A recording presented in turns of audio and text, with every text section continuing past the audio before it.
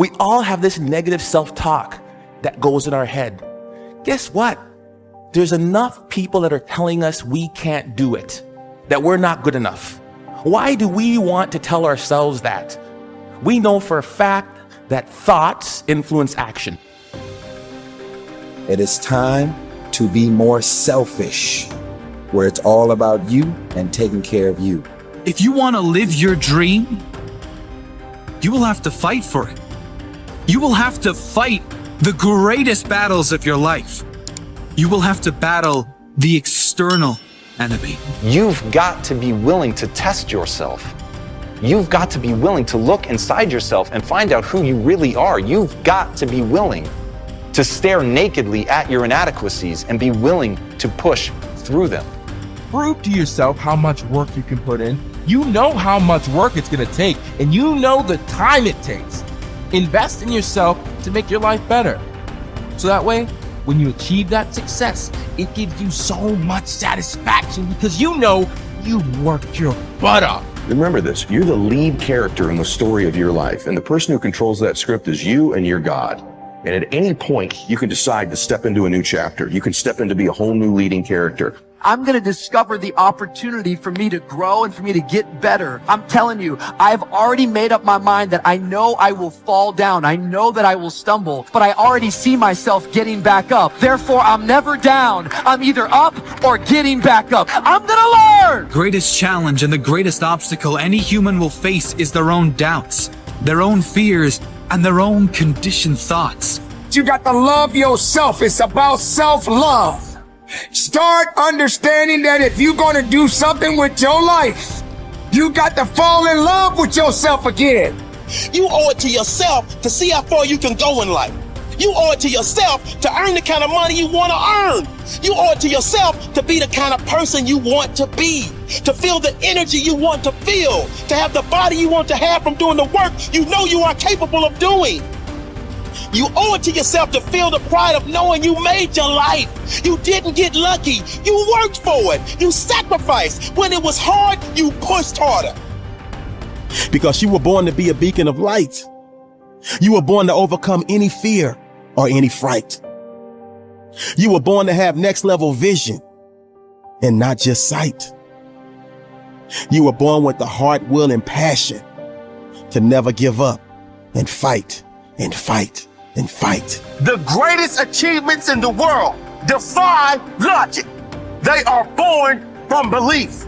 The greatest achievements did not come from someone who saw what was possible and didn't dare attempt better. The greatest achievements came from those who see what is possible, but still believe they can achieve something impossible. Life seemingly does not wish to waste success on the unprepared. Life says, why waste a fortune on this person? They're not prepared to do the right things with it. They're not prepared to use it wisely. If a fortune was bestowed upon this unprepared person, it would probably be wasted. The people that could have been touched won't be touched. What could have been done won't be done because this fortune will have been wasted on the unprepared person. So not only look for fortune, not only look for the promise, but prepare yourself and ask of yourself, what can I do to make myself ready? Because remember, life was designed not to give us what we want, not to give us what we need, but life was designed to give us what we deserve. Every value in life must be paid for, and those that pay are the ones that get it. It says those that give receive. Someone says, I wish to receive, I wish to receive. You don't have to concentrate on receive. Just become a good giver. It says those that search will find. Someone says, well, I need to find some good ideas to help change my life for the future. Then to find good ideas, that doesn't come because you need them, because it comes because you search for them. If you want good ideas, you got to go after them. You got to go to the class, you got to go to the workshop, you got to go to the training, go to the book, right? You got to go to the journal. Right? Go where good ideas are being taught, go searching, go looking, because good ideas are not going to be wasted on those that are not seeking, searching, well prepared. So, prepare yourself to be ready for fortune when it comes, to be ready for challenge when it comes, to be ready for opportunity when it comes. Opportunity comes along and passes by the person that is not well prepared. I want to prepare myself this year for next year. Yes, I wish to be effective this year, but I'm also thinking of ways, how could I be better? How could my ideas be more powerful? How could they be sharper, more clear? How could I reach some people next year that I perhaps can't reach this year? I haven't reached deep enough into my own soul to affect some people. Some people just pass by and say, hey, what a good speech. But how could I make it stronger than that, deeper than that, more powerful than that? I cannot be as powerful as I could be next year. You know, you can't go to the 10th grade in the 5th grade.